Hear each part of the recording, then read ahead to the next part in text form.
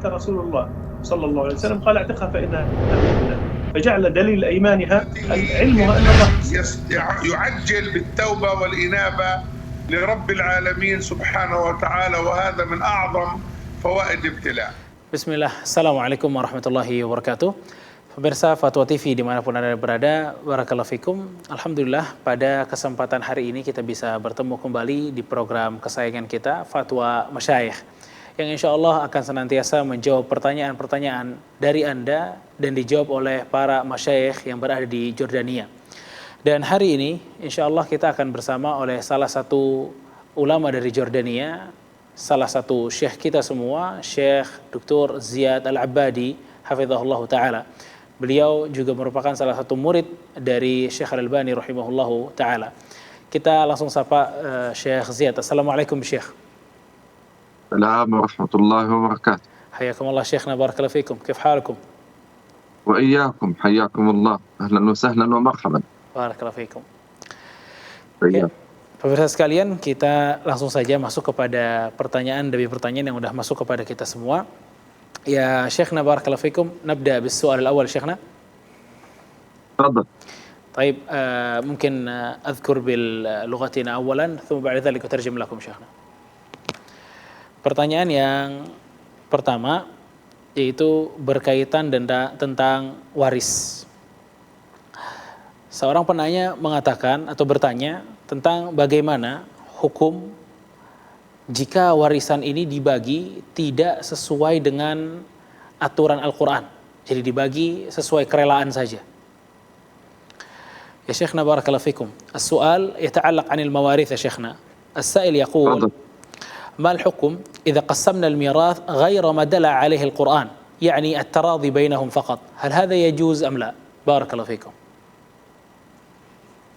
الحمد لله رب العالمين، الصلاة والسلام على سيد المرسلين وعلى آله وصحبه أجمعين، وبعد. الله سبحانه وتعالى خلق الإنسان ويعلم ما له وما عليه، ولذلك وضع قسمة عجيبة عادلة في القرآن كان فيها هذا التقسيم الرباني للمواريث وإعطاء كل من يستحق حقه. فالأصل في المسلمين أن يلتزموا بما جاء في القرآن من أحكام المواريث، فيعطى كل كما كتب الله له. لكن إذا تراضى الورثة بأن يأخذ كل منهم حصة، هذا أقل هذا أكثر، خاصة في قضايا البناء. إذا كان هناك مثلا ليست قضية دنانير ودراهم وفلوس، وإنما هي قضية مثلا هذه شقة وأرض وغير ذلك، فهذا رضي بقطعة الأرض وهذا رضي بالشقة، وإن لم يكن بالنسبة التي كتبها الله، فهذا رضي بما أعطي وهذا رضي، لا مانع إذا تراضوا في مثل هذه. أما إذا كانت قضية دنانير ودراهم وفلوس، فالأفضل والأحسن والأسلم أن يكون التقسيم كما أمر الله سبحانه وتعالى، هذا هو الأفضل والأسلم. لكن حتى إن تراضوا فهذا سامح وهذا أعطى وهذا أخذ، لا مانع حين ذاك في مثل هذا. بارك الله فيكم. Menjawab pertanyaan pertama Syekh Ziyad Al-Abadi hafizahullah ta'ala, beliau mengatakan Allah menciptakan manusia dan tentunya mengetahui apa yang bermanfaat bagi manusia dan apa yang membahayakan bagi mereka. Oleh karenanya Allah ketika membagikan warisan secara langsung, Allah membagikan warisan tersebut dengan menakjubkan dan penuh dengan keadilan tentunya. Pembagian yang langsung, Allah turun tangan menentukan bagian-bagiannya dan memberikan setiap ahli waris yang berhak untuk mendapatkan warisan sesuai dengan haknya. Dan sudah seharusnya seorang muslim mematuhi dan mengikuti apa yang terdapat di dalam Al-Quran dari hukum-hukum warisan dan membagikan bagian warisan sesuai dengan yang Allah tetapkan dan tentukan baginya. Akan tetapi bila para ahli waris sudah memberikan keridhaan masing-masing dan mendapatkan bagian jatah masing-masing sesuai dengan kesepakatan yang mereka sepakati, yang ini misalnya yang anak pertama ternyata dapat lebih banyak, yang anak kedua lebih sedikit, terlebih bila warisannya itu berupa bangunan, rumah, ataupun bangunan lainnya dan bukan terkait uang, maka ini tidak mengapa, kata Syekh Ziyad Al-Abadi. Bila berkaitan dengan rumah, atau misalnya yang ini dapat tanah, yang ini dapat rumah, dan masing-masing ridha dengan bagiannya masing-masing, yang dapat tanah ridha, yang dapat rumah juga ridha, meskipun tidak sesuai dengan bagian yang Allah tetapkan bagi mereka masing-masing, jika semuanya saling ridha maka tidak menjadi masalah. Tentunya ketika ahli waris ini semuanya mengetahui ketentuan dari Allah seperti apa, bagian yang mereka dapatkan seperti apa, kemudian setelah itu mereka menyepakati. Adapun jika terkait warisan berupa uang, maka yang jauh lebih selamat dan lebih baik adalah dengan pembagian sesuai ketetapan dari Allah Subhanahu wa taala, sesuai bagian-bagian jatah-jatah yang sudah Allah tetapkan dalam Al-Qur'an.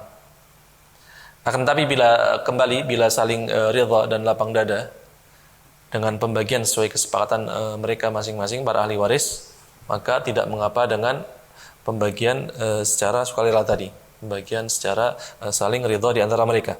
Wallahu taala alam. Barakallahu fikum wa jazakumullah khair. Nanti ila soal tsani.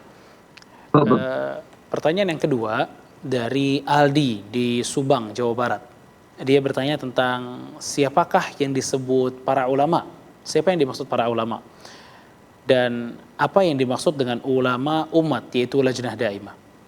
Ya Syekhna barakallahu fikum, as-sa'il yaqul man humul ulama wa man hum علماء الأمة ويقصد بها اللجنة الدائمة. من هم العلماء على العموم؟ والسؤال الثاني من هم اللجنة الدائمة؟ بارك الله فيكم. الحمد لله رب العالمين والصلاة والسلام على رسولنا الأمين وعلى آله وصحبه أجمعين ومن دعا بدعوته واستنى بسنته إلى يوم الدين. وبعد، العالم له شروط وله صور وله مهام يتميز بها بحسن الحفظ، فيحفظ ما طلب منه من العلم، حسن الفهم، فهو يحسن الفهم، حفظ وفهم، ثم يدخل في باب التخصص، فهذا يدخل في علم الفقه، هذا يدخل في علم الحديث، هذا يدخل في علم التفسير وغير ذلك، فيكون هناك تنوع حقيقة في مثل هذا الباب. والعلماء يتفاوتون في الحافظة، يتفاوتون من زمان إلى زمان ومن مكان إلى مكان. فالعالم مثلا في منطقة ليس كالعالم في منطقة أخرى بحسب نسبة وكثرة العلماء في مثل هذا الباب، حتى ننتبه إلى مثل هذه الصور. بارك الله فيكم. بارك الله. أما اللجنة الدائمة يعني أنا لا أذكر أسماءها لأن تتغير بين وقت وآخر، لا شك أنها يعني هي برئاسة سماحة مفتي عام المملكة آل الشيخ عبد العزيز آل الشيخ، نسأل الله عز وجل أن يحفظه. لكن أذكر من الأسماء في اللجنة الدكتور الشيخ فضيلة الدكتور الشيخ صالح الفوزان، نسأل الله أن يحفظه، الدكتور سعد بن ناصر الشثري، عبد السلام السليمان وغيرهم، يعني ممن يعني هو موجود في هذه اللجنة. نسأل الله عز وجل أن ينفع بهم وأن يعمم خيرهم. وكانت من قبل رأسها علماء كبار كالشيخ ابن باز والعبد اللطيف وغير ذلك، نسأل الله عز وجل أن محمد بن إبراهيم وغير ذلك من العلماء الكبار الذين أسأل الله عز وجل أن يوفقنا وإياهم لما يحب ويرضى.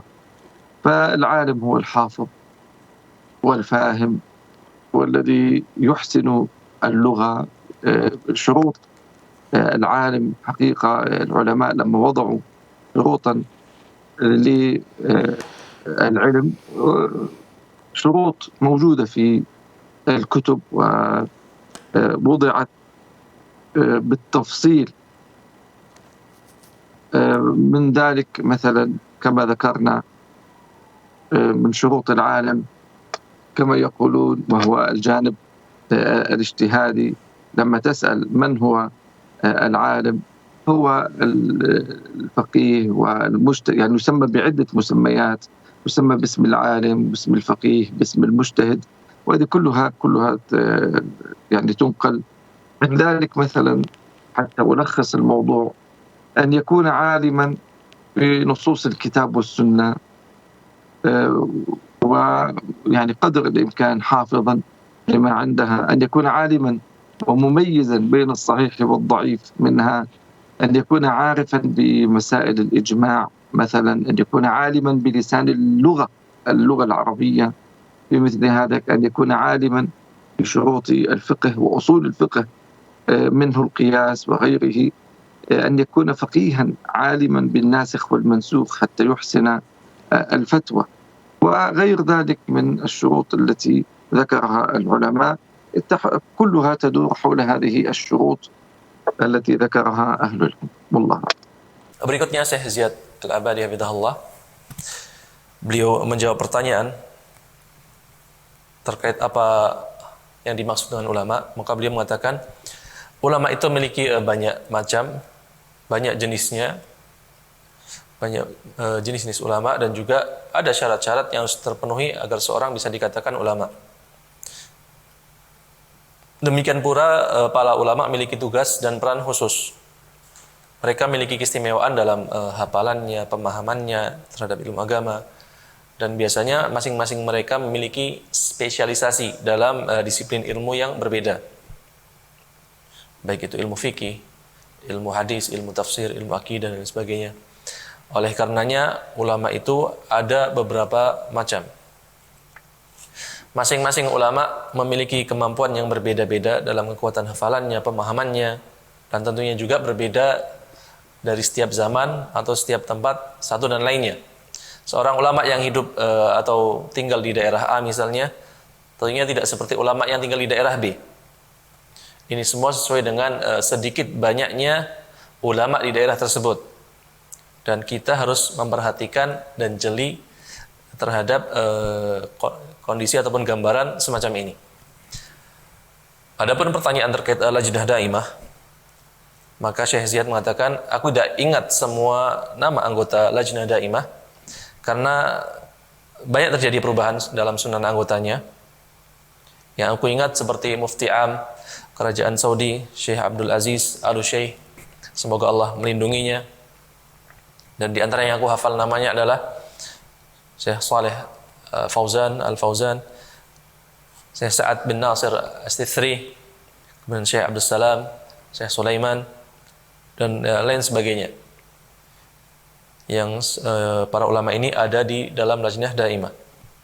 Aku minta kepada Allah agar mereka senantiasa bermanfaat bagi umat dan mendatangkan kebaikan bagi kita semuanya. Kemudian ada juga ulama sebelum mereka seperti Mufti Am, Syekh Abdul Aziz bin Baz, Syekh Abdul Latif, kemudian Syekh Muhammad bin Ibrahim, dan sebagainya dari para ulama senior di kerajaan Saudi Arabia. Semoga Allah memberikan taufik kepada mereka dan juga kepada kita semuanya. Dan seorang ulama, tentunya seseorang mencapai tingkatan ulama itu ada standar yang tinggi untuk bisa sampai kepada tingkatan ataupun level ulama. Yang mana ulama harus memiliki kemampuan yang mumpuni dalam bahasa Arab. Para ulama sendiri dari zaman dulu sudah meletakkan syarat-syarat yang rinci, yang detail untuk seseorang itu mencapai tingkatan ulama seperti apa. Di antaranya dia mengatakan harus memiliki kemampuan ijtihad, dia harus seorang yang faqih, dan lain sebagainya. Ada juga yang mengatakan dia harus memahami nas-nas Al-Quran dan as-sunnah mampu membedakan mana hadis yang sahih, mana hadis yang dhaif. Kemudian juga mengetahui permasalahan yang padanya terdapat ijma' ulama, kesepakatan para ulama. Dia harus memahami bahasa Arab, menguasai bahasa Arab, menguasai fikih dan usul fikih, paham mana yang nasih dan mana yang mansuh, dan lain sebagainya. Wallahu ta'ala alam. Barakallahu fikum wa jazakumullah khair Syekhana, barakallahu fikum. Nanti ila soal alladhi ba'dahu. Pertanyaan yang berikutnya dari Gunawan di Jakarta. Apakah boleh kita ikut menyumbang untuk memperbaiki suatu masjid atau sebuah masjid, namun masjid ini di hadapannya atau di depannya itu ada kuburannya, dan pembedanya hanya ada tembok saja, sedangkan kuburan itu masih dalam satu lingkup dengan masjid. Apa hukumnya? Syekhana barakallahu fikum, as-sa'il yaqul, hal yajuz at-tabarru' li islah bina'il masjid, lakin hadha al-masjid fi amamihi fihi qabr, jihat al-amamiyah fihi qabr, وبين المسجد وبين القبر فيها جدار ولكن لا زال في مكان واحد يا شيخنا، فما الحكم ذلك؟ بارك الله فيكم. ابتداء نحن نقول أنه لا يجوز بناء المسجد على قبور، فنحن نسأل هل القبر هو الأول الأصل أم القبر جاء بعد بناء المسجد؟ فإن كان جاء القبر بعد بناء المسجد فالأصل أن ينقل هذا القبر إلى مقابر المسلمين ويخرج من هذا المكان الطاهر، ونسأل الله عز وجل أن يرحم هذا الميت وأن يتغمده بواسع رحمته. والبناء، وأما إذا كان القبر هو الأصل ثم جيء بني على القبر فهذا لا يجوز أن يبقى هذا المسجد ويتحول إلى مسجد آخر.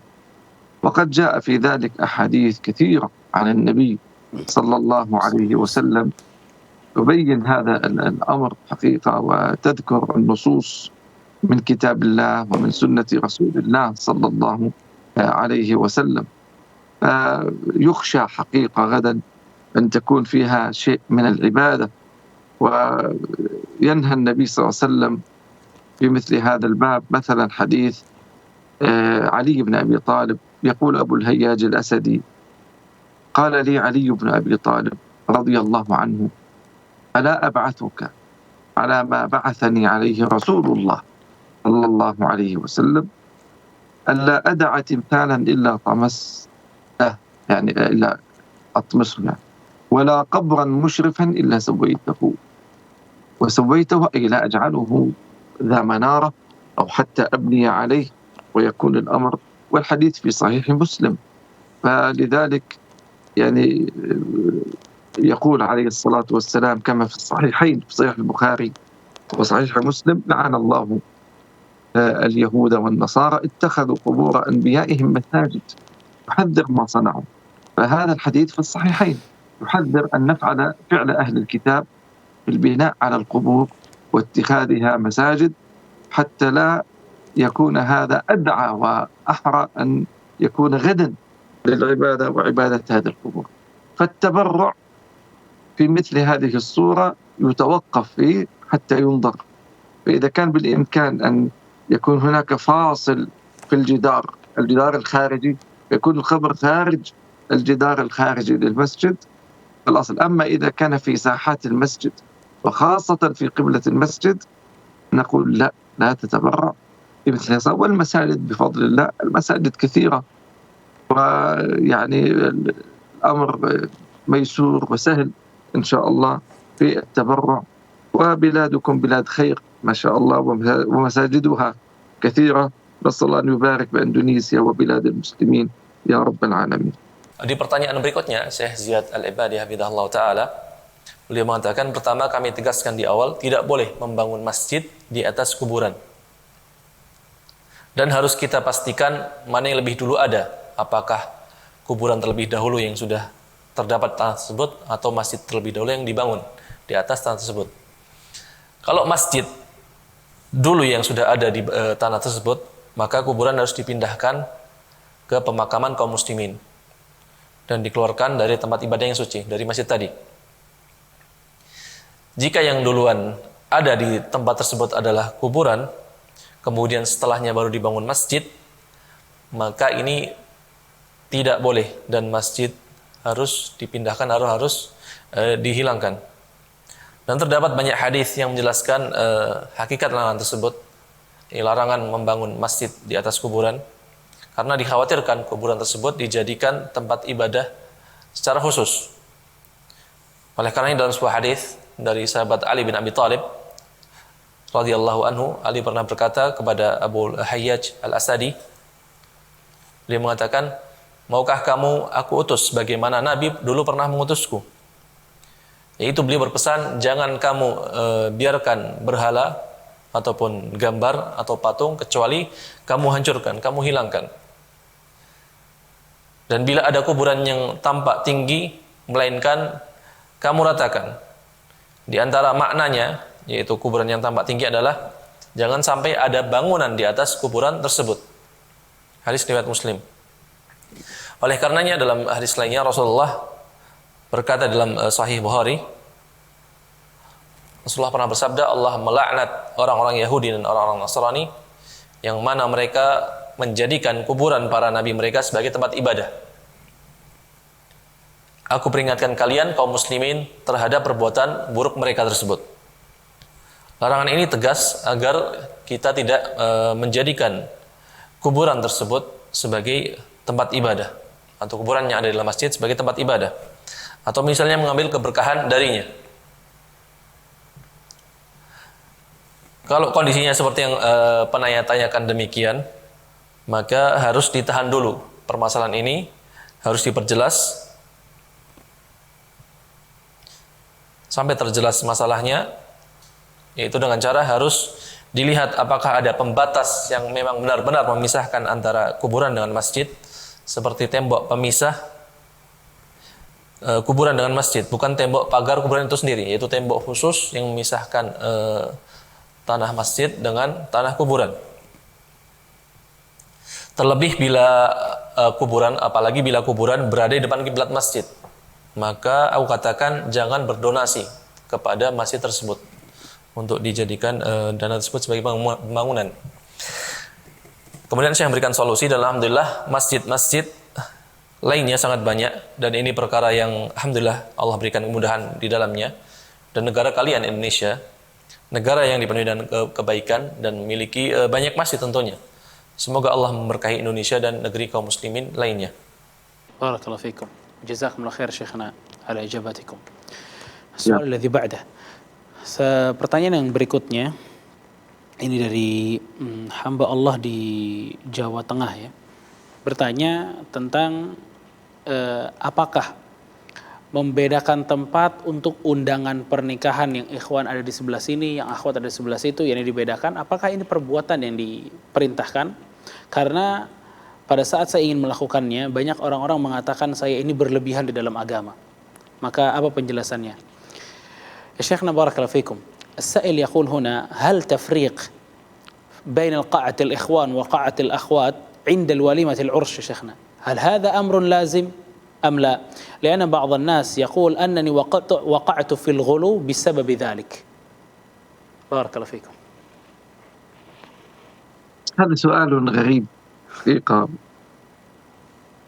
المرأة في العرس عادتها أن تتزين وتضع المكياج وتلبس زينتها، ولا نفترض في المرأة في العرس أن تكون لابسة للثياب الشرعية الكاملة، يعني تغطي الوجه. يعني لا أعرف امرأة تأتي إلى عرس تغطي وجهها وتبقى طيلة العرس مغطية وجهها، أو لا مكياج على وجهها أو إلى آخره.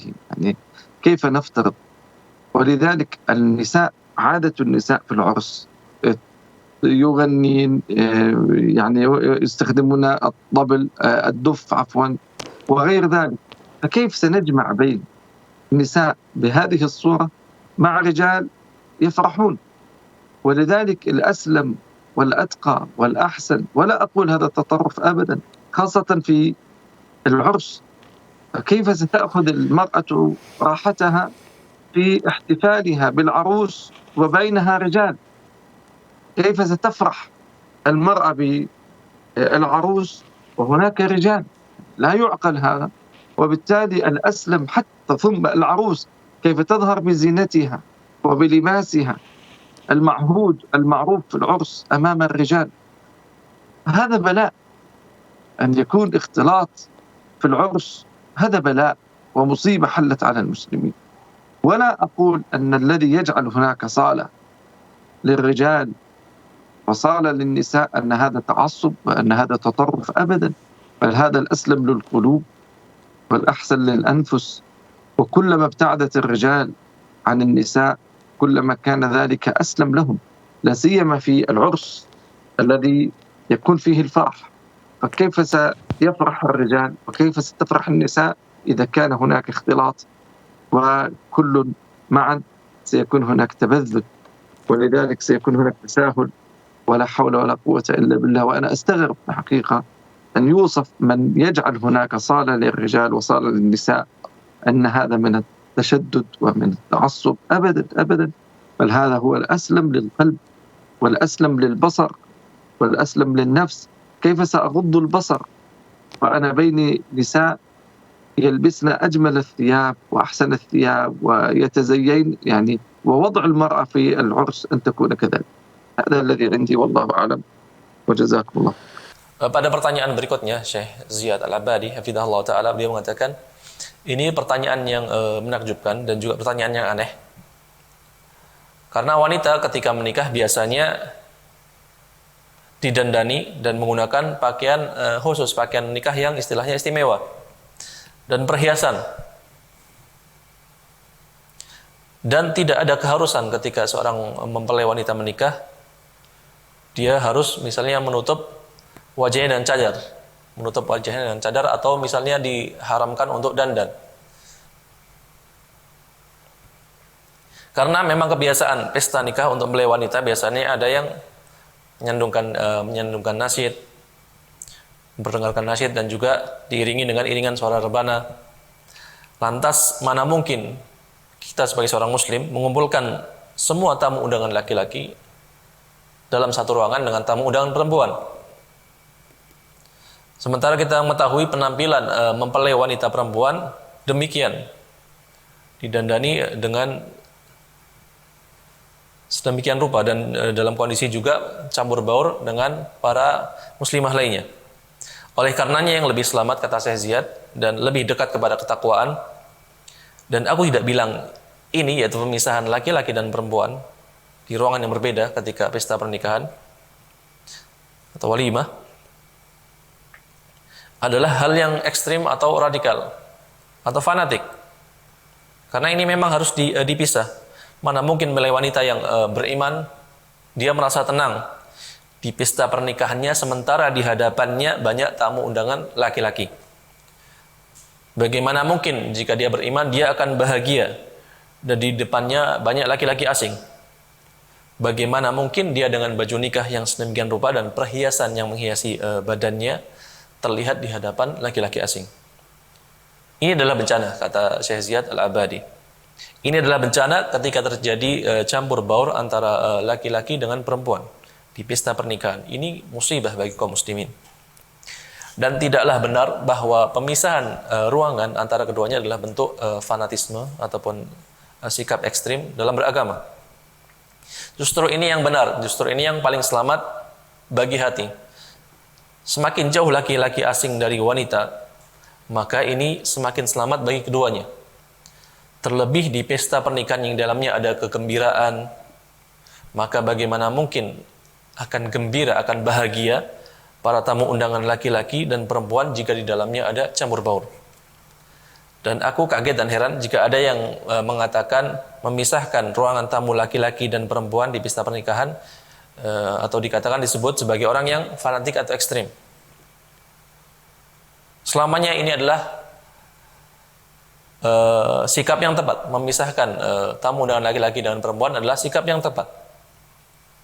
Dan lebih selamat bagi hati kita, bagi mata kita dan juga jiwa kita. Maka bagaimana mungkin kita akan menundukkan pandangan bila di hadapannya ada wanita memakai baju yang sangat indah. Wallahu ta'ala alam. Barakallahu fikum ya Syekhna, barakallahu fikum. Jazakumullah khair. Soal yang ba'da. Pertanyaan yang berikutnya dari Sabri ya di Jakarta. Apa niat salat 4 rakaat sebelum asar? Ya Syekh As-Sa'il yaqul, "Ma niyatu salat 4 rakaat qabla al-'asr?" ما نية الصلاة 4 ركعات قبل العصر. بارك الله فيكم. ما نية صلاة 4 ركعات قبل العصر. نعم. النية هي تكون نية النافلة، تسمى المؤكدة، السنة المؤكدة. عندنا سنن هي راتبة، تكون راتبة لكن غير مؤكدة، لأن عندنا رواتب. الراتبة المقصود بالسنة الراتبة أي التي تتكرر كل يوم.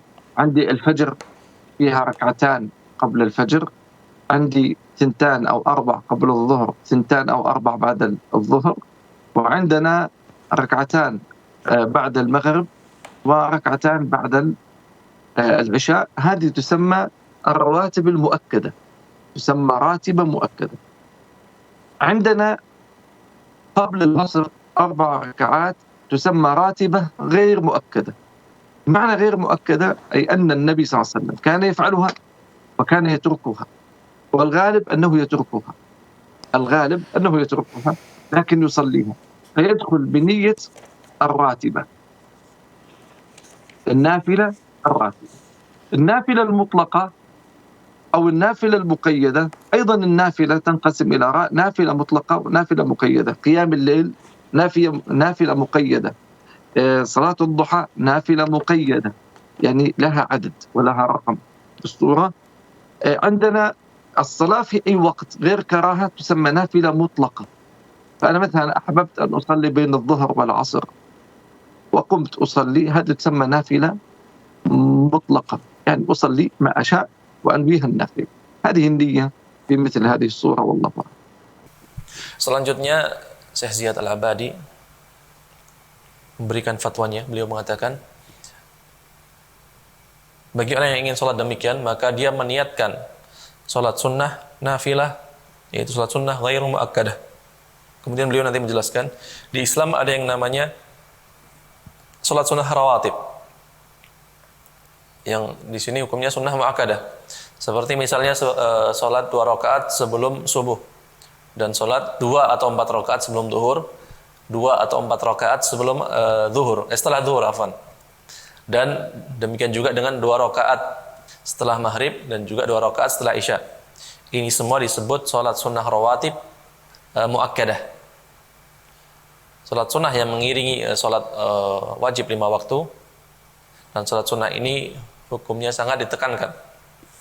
Ada juga sholat 4 rakaat misalnya sebelum sholat asar, yang disebut dengan sunnah rawatib ghairu muakkadah, yang artinya apa artinya, yaitu Nabi terkadang sholat 4 rakaat sebelum asar, kadang melakukannya dan kadang meninggalkannya. Namun lebih seringnya beliau meninggalkan sholat 4 rakaat sebelum asar. Maka para ulama mengatakan ini adalah sholat sunnah rawatib ghairu muakkadah, sholat sunnah yang mengiringi sholat wajib, salah satu sholat 5 waktu. Tapi sifat ataupun hukum salat ini tidak begitu ditekankan. Salatnya tentu dengan niat salat sunnah nafilah rawatib. Kemudian salat sunnah nafilah sendiri, salat sunnah tambahan ataupun nafilah itu ada 2 macam. Ada yang namanya salat sunnah nafilah mutlaqah, ada yang namanya salat sunnah nafilah muqayyadah. Salat sunnah nafilah muqayyadah contohnya seperti salat witir dan tahajud yang waktunya khusus, terikat dengan waktu malam. Kemudian ada juga yang namanya salat sunnah nafilah mutlaqah. Kemudian beliau kembali mencontohkan di antara salat nafilah muqayyadah yang terikat dengan waktu tertentu, yaitu seperti salat duha yang hanya bisa dilakukan di waktu duha saja dengan bilangan rakaat tertentu di waktu tertentu.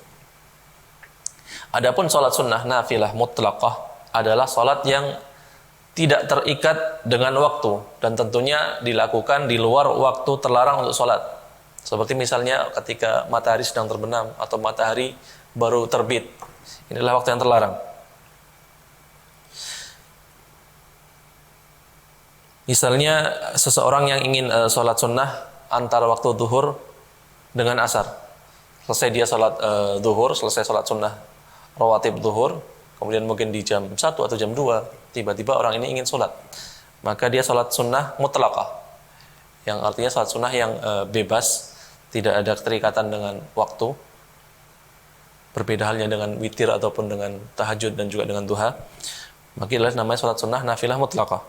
Maka niat penanya tadi, yaitu sholat sunnah 4 rakaat sebelum asar, maka niatnya dengan niat sholat sunnah nafilah muqayyadah. Wallahu a'lam. Barakallahu fikum. Wajazakumullah khair Syekhna, barakallahu fikum. Na'ti ila soal alladhi ba'dah.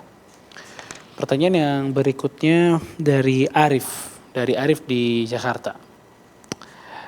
Dia bertanya, apa hukumnya jika kita melaknat para dukun-dukun karena perbuatan mereka yang telah mencelakakan banyak orang? Apakah boleh atau kita tetap harus mendoakan mereka agar mereka mendapatkan hidayah? Syekhana barakallahu fikum, as-sa'il yaqul, hal yajuz alaina an nad'ua 'ala as-sahir kana la'anuhu mathalan am la budda an nad'ua lahu bil hidayah? Barakallahu fikum. لا يصل الإنسان إلى مرحلة السحر إلا بلغ مبلغا كبيرا من الكفر، ولذلك لا يجتمع السحر دون الكفر. الكفر والسحر واحد، ولا يصبح الإنسان في مرحلة سحر حتى يكفر بالله. والله عز وجل يقول: واتبعوا ما تتلو الشياطين على ملك سليمان وما كفر سليمان ولكن الشياطين كفروا يعلمون الناس السحر وما أنزل على الملكين ببابل هاروت وماروت وما يعلمان من أحد حتى يقولا إنما نحن فتنة فلا تكفر فيتعلمون منهما ما يفرقون به بين المرء وزوجه وما هم بضارين به من أحد إلا بإذن الله ويتعلمون ما يضرهم ولا ينفعهم ولقد علموا لمن اشتراه ما له في الآخرة من خلاق ولبئس ما شروا به أنفسهم لو كانوا يعلمون.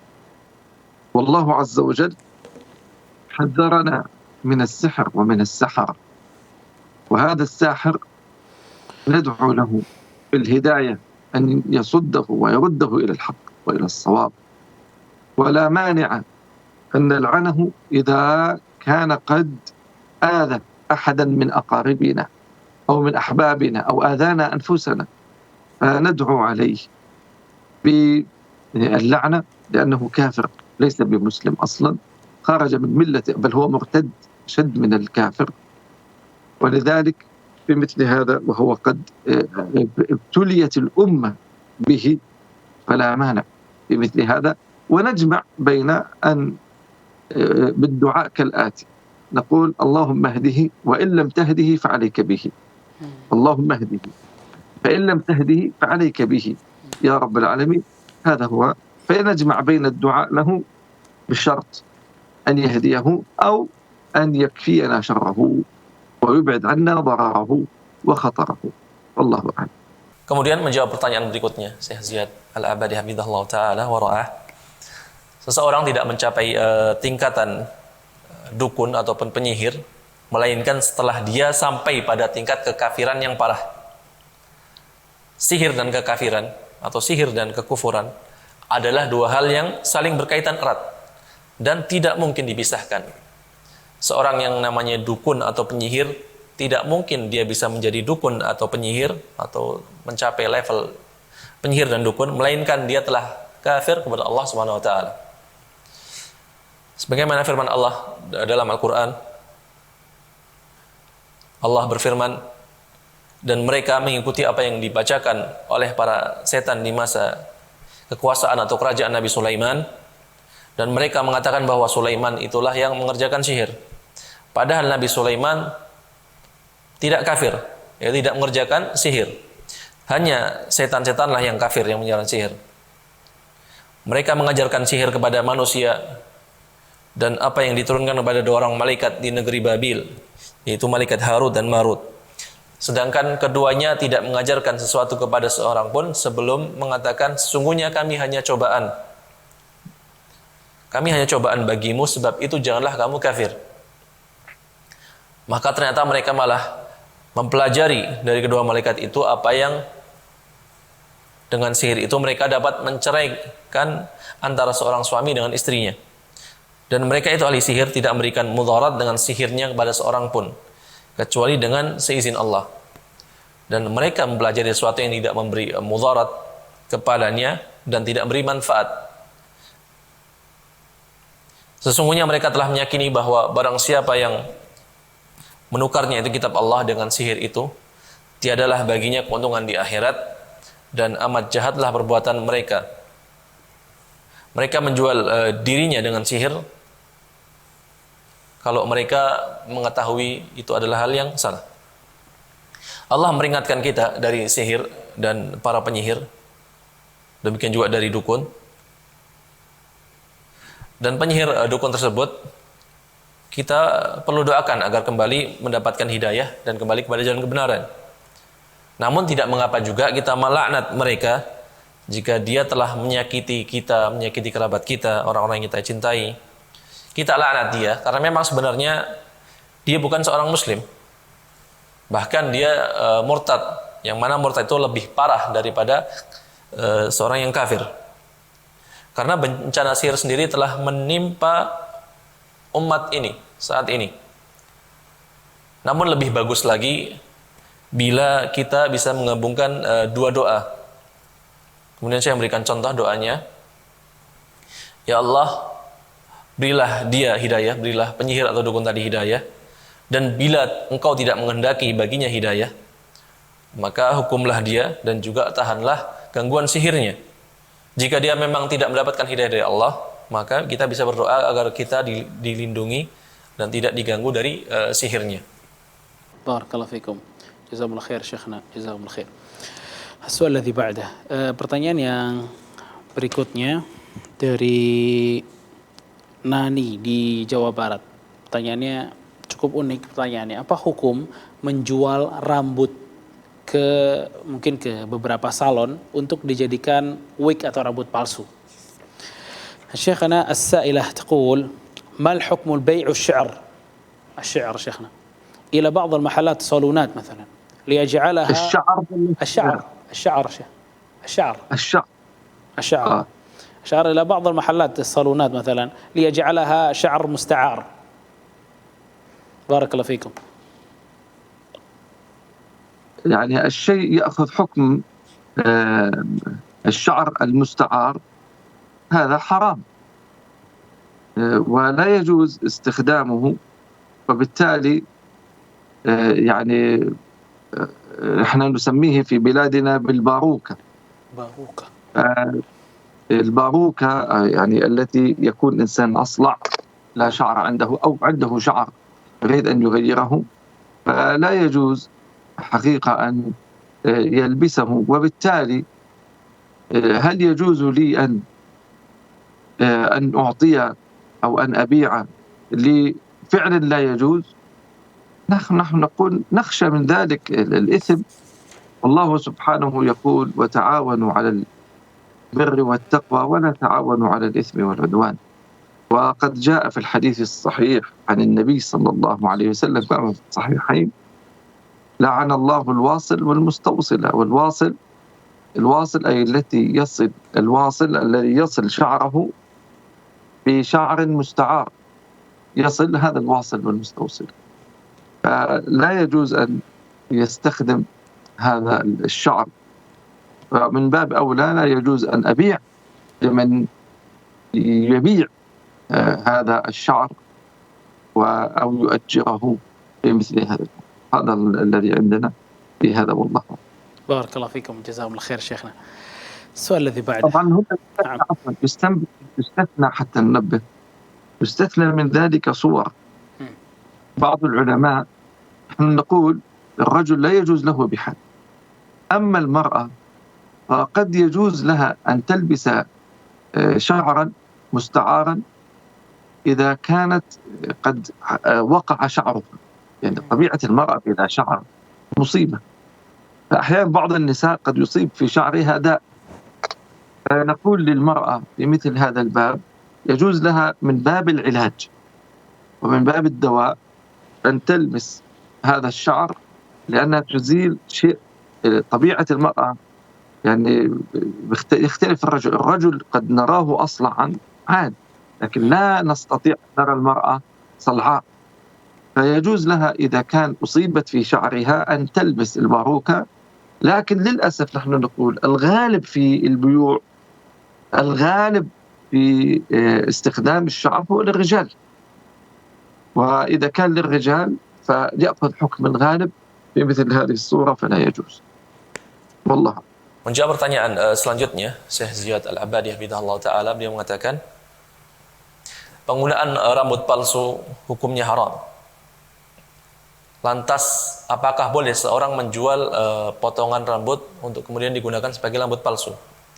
Maka tentu di sini hukumnya juga sama, tidak boleh, haram, karena dia bisa terkena dosa membantu orang untuk menggunakan rambut palsu, yang mana penggunaan rambut palsu hukumnya haram.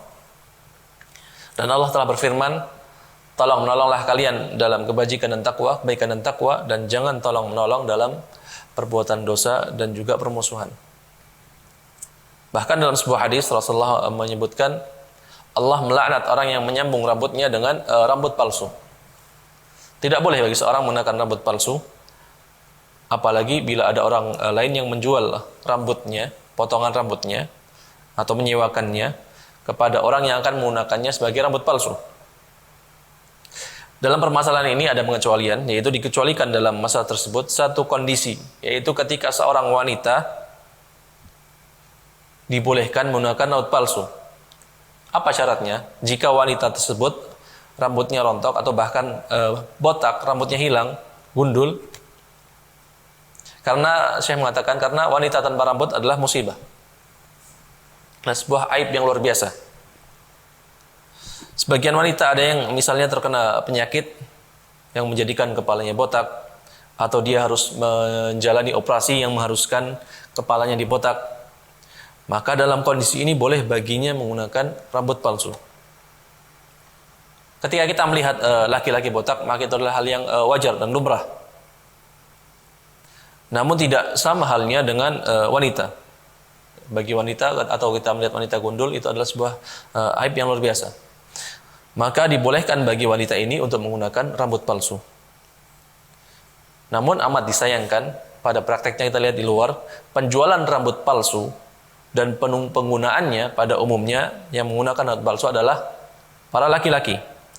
Maka di sini penjualan rambut, potongan rambut, dihukumi haram. Kenapa dihukumi haram? Karena bisa dipastikan, atau mayoritas penggunaan rambut sendiri, penggunaan rambut palsu sendiri adalah digunakan oleh para laki-laki. Maka dihukumi haram. Wallahu ta'ala alam. Nah, barakallahu fikum wa ahsanalaikum ya Syekhna. Soal ladzi ba'dah, pertanyaan yang berikutnya dari Abu Musa di Jakarta. Mana yang lebih baik? Apakah seorang manusia itu menghibahkan seluruh hartanya pada saat dia masih sehat, atau dia biarkan saja hartanya untuk keluarganya sampai dia wafat? Syekhna As-Sa'il yaqul, mal afdal, hal yahib al-insan kullu amwalihi كل أمواله في حال صحته وعافيته أو يدع أمواله لأهله إلى أن يموت. نحن نفضل أن يجمع بين الأمرين، فإذا رأى أولاده في حاجة لأمواله فيقسم بينهم بالسوية. لكن نصيحة لأصحاب الأموال، لا تقسم جميع مالك في أبنائك، في ورثتك في حياتك. هذه نصيحة.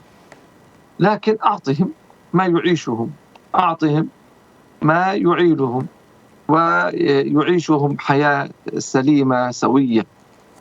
في مثل هذه الصورة نقول لا مانع، بل مطلوب. أما إذا كان يأتي إلى كل ماله فيقسمه في الورثة في حياته ثم بعد ذلك ويخرج بلا شيء، نحن نقول لا مانع من هذا، لكن هذا ليس بالمستحب، ليس بالمستحب. والأفضل أن تبقي مالك الله يقسمه لك بعد وفاتك، هذا الأفضل. أما قضية الوصية وهذا زيادة على السؤال، الوصية بمال أو جزء من المال لغير الورثة، فنقول لا مانع من الوصية لغير الورثة، لكن ألا تزيد على الثلث، كما في حديث سعد بن أبي وقاص قال عليه الصلاة والسلام: الثلث والثلث كثير، إنك أن تذر أو إن تذر ورثتك أغنياء خير من أن تذرهم عالة يتكففون الناس. والله أعلم. Kemudian Syekh Ziyad melanjutkan menjawab pertanyaan selanjutnya. Beliau mengatakan, kami melihat lebih baik dan afdal bila orang ini bisa menggabungkan keduanya. Yaitu kita katakan padanya, jika dia memiliki anak-anak, yang anak-anaknya dalam kondisi tidak berkecukupan, maka yang wajib dilakukan adalah membagi hartanya secara adil kepada mereka. Dan jangan kamu sumbangkan hartamu semuanya kepada orang lain. Karena dalam kondisi ini anak-anakmu ada keperluan, ada hajat pada harta yang dimiliki orang tuanya. Akan tapi berilah anak-anakmu harta sesuai kebutuhannya dan mencukupi mereka untuk hidup layak. Dan ini tidak mengapa, dan ini juga jauh lebih baik ketika seorang bapak atau orang tua menahan hartanya agar dia bisa menafkahi anak-anaknya yang kurang mampu atau dalam kondisi tidak berkecukupan. Namun bila dia berikan semua hartanya, kondisi yang berbeda, kepada ahli warisnya semasa hidupnya, ketika seorang tua masih hidup, kemudian sebelum dia dalam kondisi sehat, sebelum dia meninggal, dia membagikan semua hartanya kepada ahli warisnya, ini tidak mengapa, namun tidak disunahkan, dan bisa kita bilang bukan perkara yang Allah sukai. Karena yang afdal tentunya adalah kita menyisihkan harta kita dan dibagikan kepada anak-anak kita ketika kita wafat. Adapun masalah lainnya yang terkaitan dengan hal ini, masalah tambahan yang Syekh Ziyad sampaikan adalah masalah wasiat. Wasiat memberikan harta kepada selain ahli waris. Maka berwasiat memberikan sebagian harta kita kepada selain ahli waris, hukumnya tidak mengapa. Tapi tidak boleh lebih dari sepertiga hartanya. Harus sepertiga dari hartanya. Seperti dalam sebuah hadis dari sahabat Nabi Sa'ad bin Abi Waqqas, ketika Nabi bersabda, cukupkan wasiatmu dari sepertiga hartamu. Dan sepertiga Rasulullah adalah jumlah yang banyak. Berwasiat dengan sepertiga adalah jumlah yang banyak.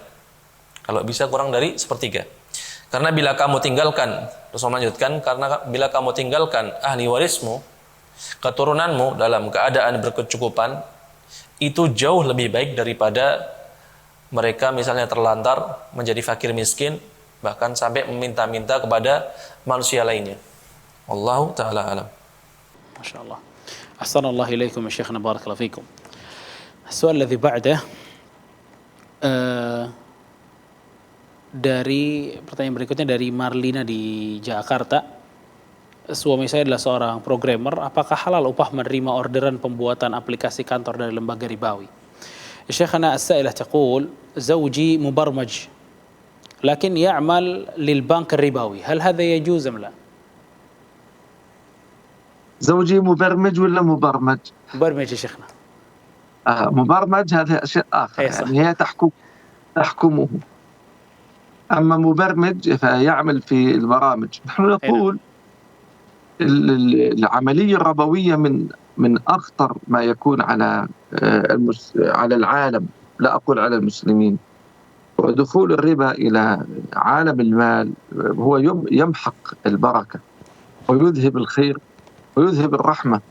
والله سبحانه وتعالى يقول: الذين يأكلون الربا لا يقومون إلا كما يقوم الذي يتخبطه الشيطان من المس، ذلك بأنهم قالوا إنما البيع مثل الربا وأحل الله البيع وحرم الربا، فمن جاءه موعظة من ربه فانتهى فله ما سلف وأمره إلى الله ومن عاد فأولئك أصحاب النار هم فيها خالدون يمحق الله الربا ويربي الصدقات والله لا يحب كل كفار أثيم. ثم يقول الله عز وجل: يا أيها الذين آمنوا اتقوا الله وذروا ما بقي من الربا إن كنتم مؤمنين فإن لم تفعلوا فأذنوا بحرب من الله ورسوله وإن تبتم فلكم رؤوس أموالكم لا تظلمون ولا تظلمون. الفائدة آخر ما نزل على رسول الله صلى الله عليه وسلم من القرآن هذه الآيات، وختمت بقوله سبحانه واتقوا يوما ترجعون فيه إلى الله ثم توفى كل نفس ما كسبت وهم لا يظلمون. ولذلك يقول ابن عباس آخر ما نزل على رسول الله صلى الله عليه وسلم آيات الربا التي قرأتها الآن هل يجوز لي أن أعاون في عملية الربا المحرمة المذكورة في القرآن؟ نقول لا. يقول عليه الصلاة والسلام كما في الصحيحين لعن الله آكل الربا ومؤكله وكاتبه وشاهديه هم سواء. فكل من يعين في عملية الربا فهو يقع في هذا البلاء ويعين على الحرام، فلذلك لا يجوز له أن يعين على الحرام، والربا متفق ومجمع على تحريمه، فيعمل مبرمجا لا مانع، لكن يبرمج لشركات كثيرة والشركات بفضل الله لا تعد ولا تحصى، فيبرمج للشركات وهي تحتاج إلى البرمجة في حساباتها ومعاملاتها. ولو كان هناك شيء من المخالفات لكن ليست مخالفات كمخالفات البنوك التي هي الربوية التي هي الحرام الصرف في هذا والله أعلم. Berikutnya Syekh Ziyad Al-Abadi hafizahullah ta'ala, beliau menjelaskan terkait permasalahan seorang programmer yang dia membantu perbankan ataupun bank ribawi, maka apa hukumnya? Beliau mengatakan, Syekh Ziyad mengatakan hafizahullah ta'ala, transaksi ribawi adalah hal yang paling berbahaya bagi umat manusia dan juga alam pada umumnya, seluruhnya. Keberadaan riba menghilangkan keberkahan, menghilangkan kebaikan dan juga rahmat Allah Subhanahu wa taala. Sebagaimana Allah berfirman, orang-orang yang mengambil riba tidak dapat berdiri melainkan seperti berdirinya orang yang kemasukan setan, lantaran tekanan seperti mungkin penyakit gila. Keadaan mereka yang demikian itu adalah disebabkan mereka berkata atau berpendapat sungguhnya jual beli itu sama dengan transaksi riba. Padahal Allah telah menghalalkan jual beli dan Allah mengharamkan riba. Orang-orang yang telah sampai kepadanya larangan dari Allah SWT, dari Tuhannya, lalu mereka berhenti dari mengambil riba, maka baginya apa yang telah diambil dahulu sebelum datangnya larangan, dan urusannya terserah kepada Allah. Orang yang kembali mengambil riba, maka orang itu adalah penghuni neraka, mereka kekal di dalamnya. Dengan Syekh melanjutkan ayat berikutnya, Allah memusnahkan riba dan menyuburkan, memberkahi sedekah, dan Allah tidak menyukai setiap orang yang tetap dalam kekafiran dan selalu berbuat dosa. Kemudian Syekh melanjutkan lagi, hai orang-orang yang beriman, bertakwalah kepada Allah dan tinggalkanlah sisa riba yang belum dipungut jika kamu orang yang beriman. Kemudian beliau melanjutkan untuk ayat berikutnya terkait riba, maka jika kamu tidak mengerjakan, yaitu meninggalkan sisa riba, maka ketahuilah bahwa Allah dan Rasul-Nya akan memerangimu, dan jika kamu bertaubat dari pengambilan harta riba, maka bagimu pokok hartamu, kamu tidak menganiaya dan tidak pula dianiaya. Surat Al-Baqarah ayat 29. Itulah ayat terakhir tentang riba. Kemudian kata Syekh, Allah selanjutnya menutup ayat-ayat tersebut dengan firman-Nya, dan perihalah dirimu dari azab yang terjadi pada hari yang pada waktu itu kamu semua dikembalikan kepada Allah. Kemudian masing-masing diberi balasan yang sempurna terhadap apa yang telah dikerjakannya, sedang mereka sedikit pun tidak dianiaya atau dirugikan. Kemudian Syekh mengutip pernyataan sahabat Nabi Abdullah bin Abbas radhiyallahu anhuma. Syekh mengatakan, akhir ayat yang turun kepada Rasulullah adalah ayat tentang riba. Ini adalah pendapat Abdullah bin Abbas. Sekarang kembali kepada pertanyaan tadi. Sekarang apakah boleh bagi kita ataupun bagimu membantu kelancaran transaksi riba yang diharamkan, jelas diharamkan dalam Al-Quran? Tentu membantu seorang dalam atau memberikan kemudahan seorang dalam transaksi riba tentu tidak dibolehkan. Bahkan dalam sebuah hadis Rasulullah SAW bersabda, Allah melaknat pemakan riba, bisa kita bilang rentenirnya, penyetor riba, nasabah yang meminjam harta riba tadi, penulis transaksi riba yang mencatat ataupun sekretaris, dan dua saksi yang menyaksikan transaksi riba. Kata Rasulullah, semuanya sama dalam hal dosa. Dosanya semuanya mendapatkan dosa yang berat. Disebutkan dalam hadis riwayat Muslim 1598. Kemudian Syekh melanjutkan menegaskan, siapa saja yang membantu transaksi riba, maka dia terjerumus ke dalam bencana ini. Karena membantu perbuatan haram. Oleh karenanya haram baginya membantu transaksi riba yang para ulama semuanya sepakat hukumnya haram. Bekerja sebagai programmer atau pembuat aplikasi itu tidak masalah. Namun menyediakan program ataupun aplikasi bagi bank pelaku riba yang jumlah transaksi ribanya tidak terhitung banyaknya, maka sebaiknya dia tinggalkan dan dia menjadi programmer di perusahaan lainnya yang bersih dari riba dan yang membutuhkan program yang dia miliki. Walaupun misalnya di perusahaan lainnya tersebut ada pelanggaran syariah, minimalnya pelanggaran tersebut tidak parah seperti apa yang didapatkan pada bank-bank ribawi, yang mana riba itu sendiri diharamkan secara mutlak dalam Islam. بارك الله فيكم وأحسن الله إليكم وجزاكم الله خير. انتهت أسئلة لدينا يا شيخنا، بارك الله فيكم. لكن عندي صراحة بنفسي يا شيخنا، عندي السؤال يا شيخنا يتعلق ما قد سأل أحد الإخوة هناك في الصلاة على القبر يا شيخنا. الآن مثلا إذا كان لدينا البيت مثلا ويوجد في الغرفة من الغرف في هذا البيت قبر شيخنا، هل يجوز نصلي في هذا البيت؟ لا مانع، لا مانع من الصلاة في البيت الذي في إحدى غرفه قبر، لأنه هذا ليس مسجدا. عرفت؟ هذا ليس مكان عبادة، البيت ليس مكان عبادة. وفي بعض البيوت قد يدفن والدهم في بيتهم في الساحة.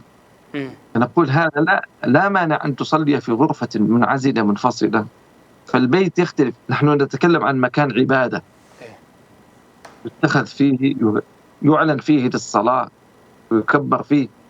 اتخذوا قبور أنبيائهم مساجد، عرفت؟ فحين ذاك الأمر يختلف.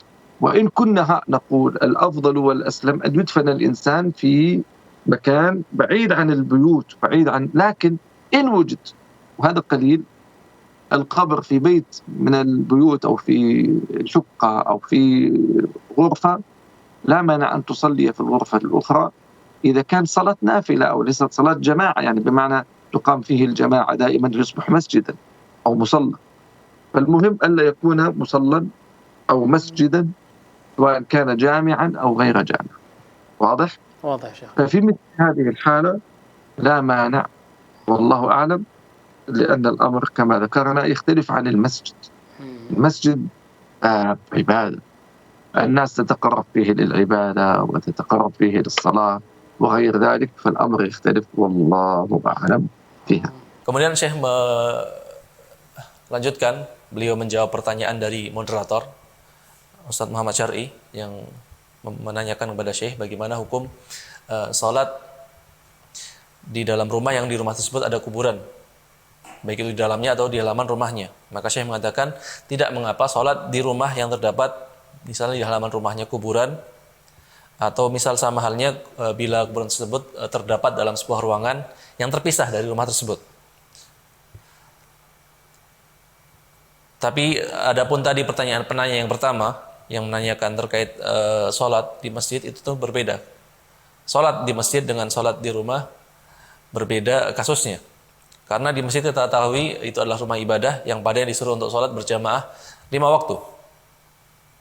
Namun tentunya yang lebih selamat dan utama bila seorang dimakamkan jauh dari pemukiman, jauh dari rumahnya, yaitu dimakamkan di pemukiman kaum muslimin, pemakaman kaum muslimin. Bila memang ada kuburan di suatu rumah atau di ruangan khusus di rumah tersebut, maka tidak menjadi masalah, karena sholat di rumah sebatas biasanya sholat nafilah, sholat sunnah, berbeda dengan masjid yang selalu didirikan sholat berjamaah. جزاه الله خير، أحسن الله إليكم، بارك الله فيكم شيخنا. يا شيخنا قبل أن ننهي هذا اللقاء شيخنا، الآن عندنا في هذه الأيام خاصة في جاكرتا في عاصمتنا وفي الإندونيسيا عموما تكثر فيه عدد الموتى لسبب الكورونا يا شيخنا، وهذا شيء مخيف جدا الآن، فما نصيحتكم لنا بارك الله فيكم شيخنا؟ أنا تكلمت في الدرس في المحاضرة الماضية تكلمت عن هذا، وابتدأت كلمتي أعيدها ابتداء. أسأل الله عز وجل أن يرفع عن بلادكم الشر والأذى، وأن يكشف عنكم هذا الداء العميم الوبيل الذي عم الناس، ولا حول ولا قوة إلا بالله العلي العظيم. ولا بد من اللجوء إلى الله والاستغفار. فقلت استغفروا ربكم إنه كان غفارا يرسل السماء عليكم بدرارا ويمددكم بأموال وبنين ويجعل لكم جنات ويجعل لكم أنهار. فالاستغفار باب عظيم من أبواب رفع البلاء. الصدقة باب عظيم من أبواب رفع البلاء. حسن الجوار، حسن الخلق، حسن التعامل، الأخذ بالأسباب. فيحتاط الإنسان من باب الوقاية، ودرهم وقاية خير من قطار علاج. يحتاط الإنسان في قضية المصافحة والتقبيل في مثل هذا الظرف.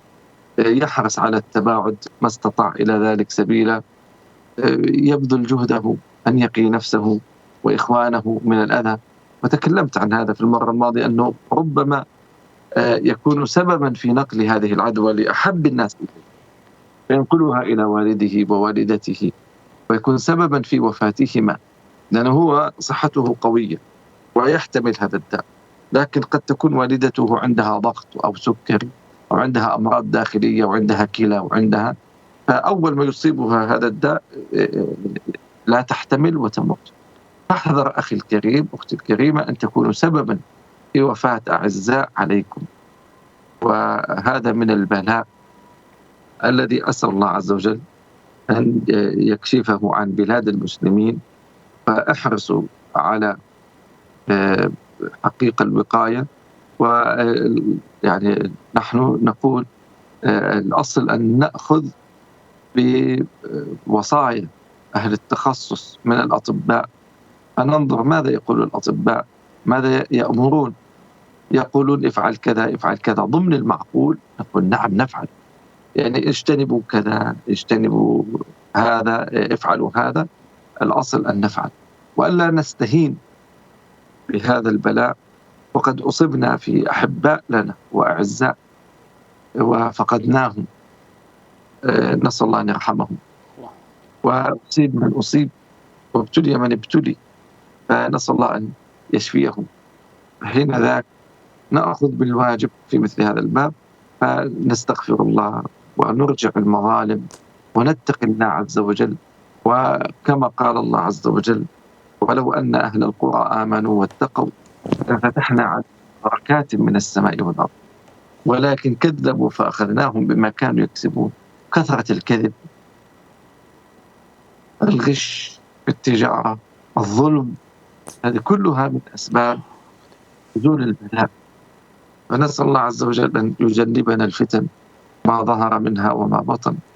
لابد للأمة أن ترجع إلى الله وأن تعود وتستغفر وتؤوب وتعلم أن ما أصابها لم يكن ليخطئها وما أخطأها لم يكن ليصيبها، لكن نأخذ بالأسباب ما استطعنا إلى ذلك سبيلا. وبارك الله فيكم، ونسأل الله عز وجل أن يرفع عنا وعنكم كل داء. Kemudian di akhir, Syekh Ziyad Al-Abadi hafizahullah ta'ala, beliau memberikan nasihatnya dan mendoakan kita semua, kaum muslimin Indonesia pada khususnya. Beliau mengatakan semoga Allah mengangkat dari negara kalian kejelekan dan bencana pandemi COVID-19, dan semoga Allah hilangkan penyakit wabah tersebut yang menimpa hampir semua kaum manusia. Tidak ada daya dan upaya melainkan dari Allah Subhanahu wa taala yang Maha mengetahui, dan harus kita sadari kita harus kembali dan pasrah kepada Allah Subhanahu wa taala dan berbanyak istighfar. Kemudian Syekh Ziyad melanjutkan dengan mengutip sebuah ayat firman Allah taala, Maka saya berkata kepada mereka, mohonlah ampunan kepada Rabb kalian, karena sungguhnya Dia Maha Pengampun. Niscaya Dia akan menurunkan hujan yang lebat dari langit atas kalian, dan Dia akan lipat gandakan harta dan anak-anak kalian, mengadakan bagi kalian kebun-kebun, serta mengadakan sungai-sungai untuk kalian. Surat Nuh ayat 10-12. Istighfar adalah pintu dan solusi utama dari bala dan bencana. Demikian juga kita memperbaiki hubungan dengan tetangga, berakhlak mulia, dan tentunya tetap waspada dengan melakukan tindakan preventif, protokol kesehatan, menggunakan masker, jaga jarak, cuci tangan. Kemudian saya juga berpesan, kita sebisa mungkin menghindari jabat tangan, berpelukan dengan orang lain, dan berusaha keras untuk melindungi diri sendiri dan keluarga, teman-teman kita, dengan tidak abai terhadap protokol kesehatan COVID-19.